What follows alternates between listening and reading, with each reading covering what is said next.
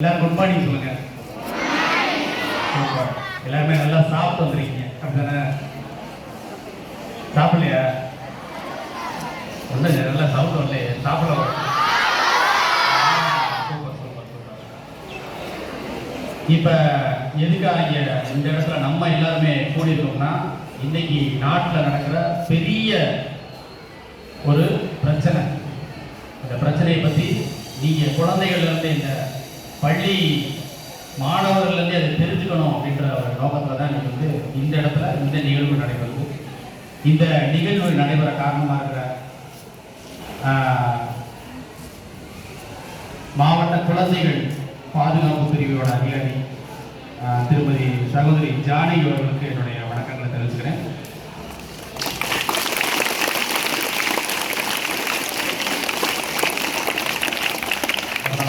சிறப்பு விருந்தினருக்கு காவல்துறை ஐயா அன்பான வணக்கங்களை தெரிவிக்கிறேன். காவல்துறை மேடம் காளி சொல்லிங்க அவங்களுக்கு. அப்புறம் என்னுடைய அலை சங்கம், அதாவது பல சேவைகள் செய்து வரும் அலை சங்கம் சார்பாக என்னுடைய மண்டல தலைவர் இளையராஜா அவர்கள், மண்டல பொருளாளர் மாவட்ட பொருளாளர் பிஏ பெருமாள் வந்திருக்காரு.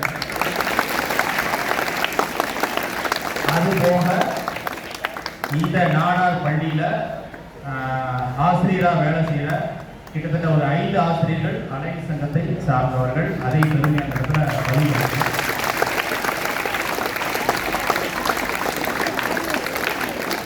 சரி, விஷயத்துக்கு வருவோம். எல்லாருடைய முகங்களை பார்க்கும்போதும் எல்லாருமே நல்ல குழந்தைகளாக தெரியுங்க, நல்லா படிக்கக்கூடிய குழந்தைகளாக தெரியுங்க. நல்லா படிப்பீங்களா தானே? Super super. அப்போ நல்லா படிக்கக்கூடிய குழந்தைகளாக தெரியுங்க. நம்மளுடைய விருதுநகர் மாவட்டத்தை பொறுத்தளவு பார்த்தீங்கன்னா தமிழ்நாட்டிலே படிப்பில் நம்பர் 1 மாவட்டம்.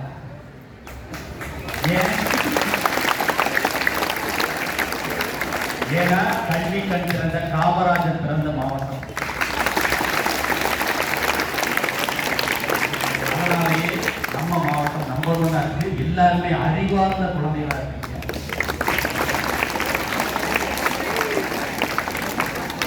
முக்கியமா இந்த நாடார் பள்ளியை திறம்பட நடத்திட்டு வர்ற அந்த பொறுப்புல உள்ள அனைவருக்கும் என்னுடைய அன்பான வணக்கங்கள்.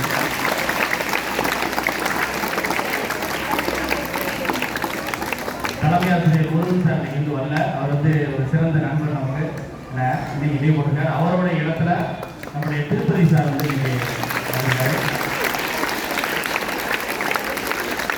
அதுபோக நாடார் பள்ளியில் இருக்கிற கிட்டத்தட்ட ஒரு 90% டீச்சர்ஸ் எல்லாருமே பழக்கமானவங்க தான். அப்போ இந்த பள்ளி ஒரு எங்களுடைய சங்கத்துக்கு ஒரு கனெக்டான பள்ளி.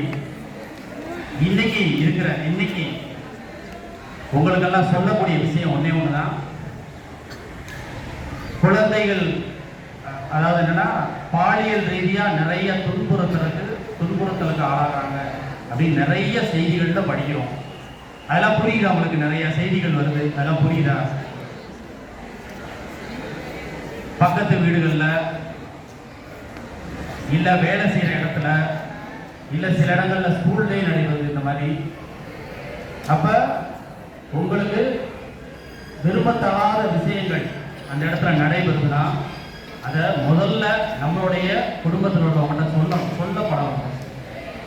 ஃபர்ஸ்ட் நம்மளுடைய அப்பா அம்மாட்ட சொல்லப்படணும். எந்த விஷயத்தையும் மறைக்க கூடாது. எனக்கு இது சரியில்லாம தோணுது. ஏன்னா உங்களுக்கு எல்லாருமே குட் டச் பேட் டச்னு சொல்லி கொடுத்துட்டே தான் இருக்காங்க.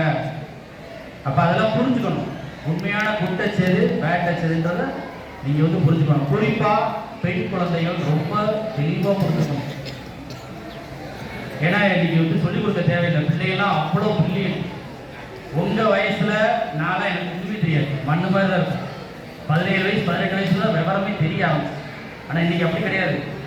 இன்னைக்கு 2 வயசு பிள்ளை, 2 வயசு குழந்தை செல்ல அழகா கையாளு. எப்படி அழகா லாக் எடுக்குது, உள்ள போகுது, யூடியூப் ஓபன் பண்ணுது, வீடியோ பார்க்குது. அப்படி ஒரு சம்பவம் ஆயிடுச்சு. அப்ப இவ்வளவு விவரம் இருக்கிற நீங்க இந்த பாலியல் ரீதியான ஒரு விஷயமோ ஏதோ ஒன்று நமக்கு நடக்குது இல்லை நம்ம சாப்பிடவும் நடக்கும்போது அதை வந்து தெரியப்படுத்திடணும், மறைச்சு வைக்கவே கூடாது.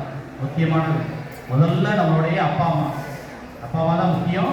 அப்பாட்ட சொல்லணும், ஏன்னா முக்கியமாக வந்து அம்மாட்ட சொல்லணும், அடுத்து அம்மாட்ட சொல்லணும், அடுத்து நம்மளுடைய டீச்சர்ஸ் இருக்காங்க.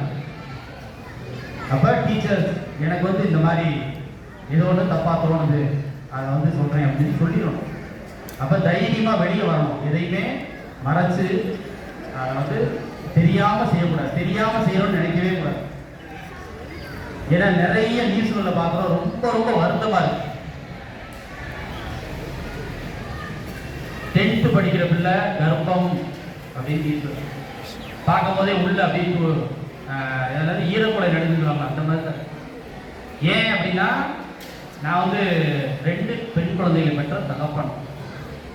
ஃபர்ஸ்ட் உங்களையெல்லாம் எப்படி பார்க்குறேன்னா என்னுடைய பிள்ளைகள் மாதிரி பார்க்குறேன்.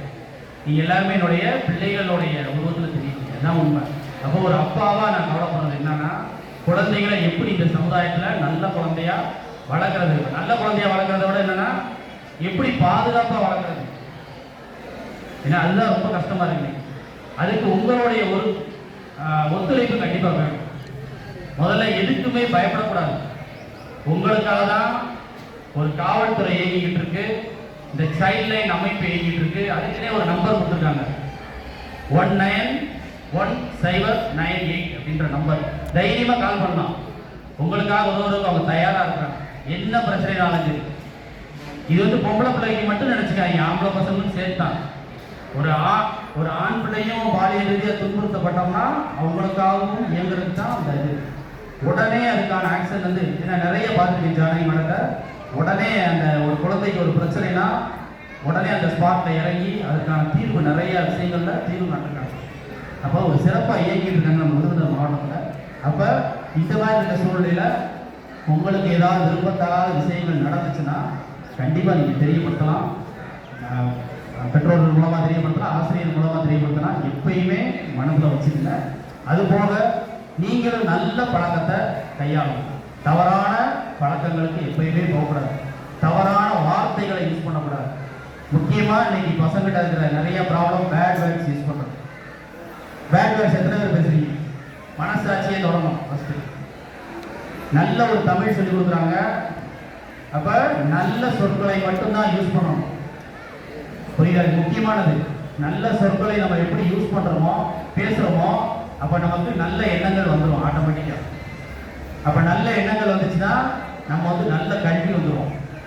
நல்ல கல்வி வந்துச்சுன்னா ஆட்டோமேட்டிக்காக நல்ல ஒழுக்கம் வந்துடும். எல்லாமே சேர்ந்து வந்துச்சுன்னா நீங்கள் இந்த சமுதாயத்தில் ஒரு சிறந்த மாணவர்களாக சிறந்த ஒரு குடும்ப தலைவராக விளங்குவீங்க எதிர்காலத்தில். இப்போ எதிர்காலத்துக்கு இதுதான் அடித்தளம். அவங்களுக்கு இங்கிருந்து ஆரம்பிக்கிறது தான் உங்களுக்கு எல்லாமே. அப்போ பள்ளி எவ்வளவு முக்கியமானதுன்றத மைண்டில் ஏற்றிக்கிங்க. ஏன்னா அறிவுரை சொல்கிறது ஈஸி. அறிவுரை எல்லாருமே நீ கேட்குறதுக்கு நாட்டில் வந்து தயாராக இல்லை. இந்த காதில் வாங்கி இந்த காதில் விட்டு போயிட்டே இருக்கீங்க. ஆனால் ஒவ்வொருத்தமும் சொல்கிற விஷயங்களை கொஞ்சம் உள்வாங்க. என்ன விஷயம் உங்களோட அறிவுக்கு புரியுங்களா?